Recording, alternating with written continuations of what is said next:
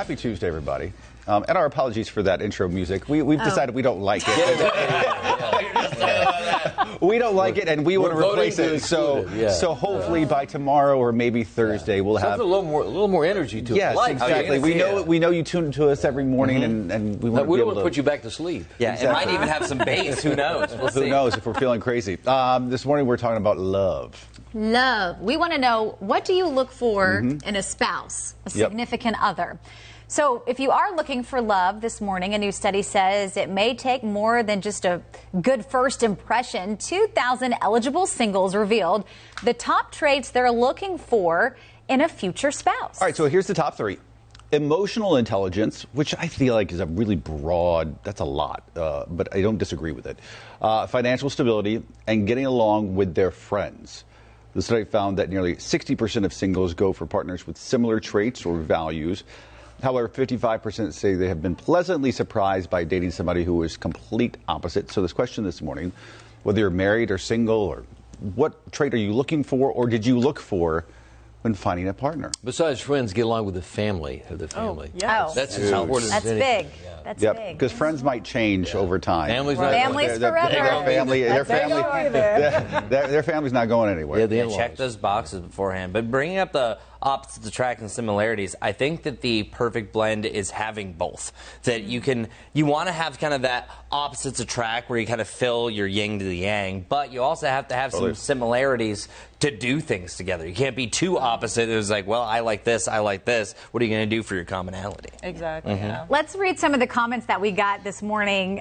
People saying ability to listen and admitting when they are wrong. Same set of values and strong work ethic, highly intelligent, humor, same political views. Yeah. Actually, that's a big one for a lot of people. Yeah, you can't have too extreme right versus left, or else. I don't know. I know a lot of people. Do you? Yeah, people do. Yeah, absolutely. People really make it work. What's her name? Her husband. Traditional. James Carville and Mary Matlin are famous couple. Some of the most successful marriages, they're different political opinions, which is fine. Which means you have a nice little controversy. I really thought that was a new trend. When I saw that response when we were talking about it on the broadcast, I was like, I've never seen that before. And the strong work ethic too. That one kind of, I was a little confused. I also wonder if that's still as common as it once was, because we are a more polarized country. It's a total divided time. Very so I'm not sure. But what were you asking me? You were asking me. Well, what is... that's that. You know, I was gonna leave that one alone. Is the last comment inappropriate? Maybe that's what that means. Yeah, I wouldn't. I thought it stood for stay-at-home mom. No. Wait, I thought it was a little bit of a shallow comment. Y'all saw it, but Okay, maybe it's not what I thought it meant. I didn't think it was. I saw the other side. A single male? No, I don't think so. No. Maybe so. I think that's what it is too. Yes, it was a single male with. Okay. I thought y'all were saying. I thought y'all were saying something else. Yeah, a single male. Okay. So, but this person said, okay, listen, let's put it back up. We can read all comments. We're putting them up? Because a single male, my important in my mate is a beautiful face, attractive body, and no bratty kids. Okay, listen. He needs to mature. But I mean, if you want to encourage that, I don't know that that's probably a wise, but it's a response nonetheless, and we like to ask for people's responses. We can't be like, well, that one's a bad one. That one's a dumb one. You know what? And to his defense, as one of the three men sitting here, I will say that some of those things do matter, and they change over time for sure. But I would say there's an intangible, personal and sexual chemistry that are important in the beginning that are important, and you could say more for men probably, yes, but that's important, and that does have a way, I think, and how men approach a relationship in the early days. It's not everything. It's by no means is it everything. It's hilarious that it was the top three. We said, what are the most important? He said, these ones. Integrity, no. Values. Morale, fun, friends, family, none of that. We just kind of... But we encourage the response. There you go. Either way. I think, honestly, Chris, Chris, what you said early on, I think is dead on, and I think it's another intangible. But I think you've got to have a baseline thing in common as far as values and beliefs and things like that. But it's also important to be each other's yin and yang, and where one person excels, another person, might not excel so well, and the other person lags behind the other. Yeah. So you can have, because you want to bring the best of everything to the world. Because I always like the comments when the older couples, they've been married 60 years, 70 years. Yeah. They ask them, what's the success of your marriage? And they look at the guy and he goes, I just do what she said. Yeah.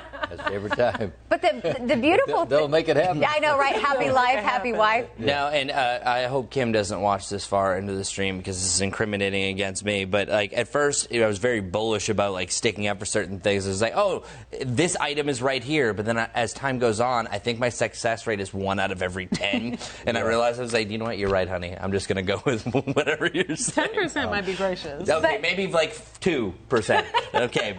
I rounded up too much. The beautiful thing about marriage, though, is that it's putting like a mirror in front of you, and that person is pointing out every flaw, and you have to really be selfless in a marriage situation, and you have to meet in the middle, and you have to learn how to compromise. There's some humility there. Totally. I mean, marriage is one of the hardest things you can do. I can be humble and have some humility. Yeah. Right. And a sense of humor goes a long way. Big time. Ability to laugh at each other, and that goes a long way. And ability to accept each other as they are. It'd be like, are folks dropping comments? I want to see what it is. Yeah, we're getting lots of comments. Joy saying acceptance. That's hers. Yeah, that's great. Melissa, I'm serious most of the time, so someone that can make me laugh and lighten up. My husband always keeps me laughing. Funniest guy I know.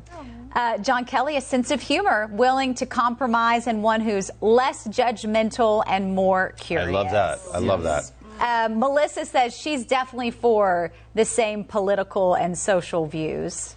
And John Kelly, I would add listening to understand versus listening to reply, which is so important. My grandma always said God gave us 2 ears and 1 mouth for a reason. We should listen twice as much as we talk. That's great. That was a big part of couples therapy before we got married. Premarital counseling, and that was a big thing of that.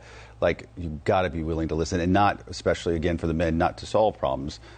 They don't need you to solve their problems. They need you to listen. It's a big one. They need you to listen just for listening and comprehension, not to solve things, and which sometimes we want to do. Larry, you've got the most longevity. Yeah. How long? What is your secret to marriage? How long? What do you think it is? Huh? You have. Don't get it wrong. And, I've been married most of my life. No, I think it's a work in progress.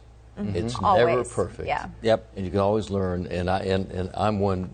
I'm one of those. You need to have some patience and humility. Yeah. And you're not always right in arguments. Yeah. Because I'm one of those when I get into a debate. Yeah. And so I get that's for me. It's like, hey, everybody has an opinion. Learn to accept the opposite opinion. Exactly. Because you learn from each other. Yes. Yeah. But I think, once again, it's a work in progress. There's not a perfect marriage. Don't expect it to be. If you do, you're in trouble. Yeah. There's opposites.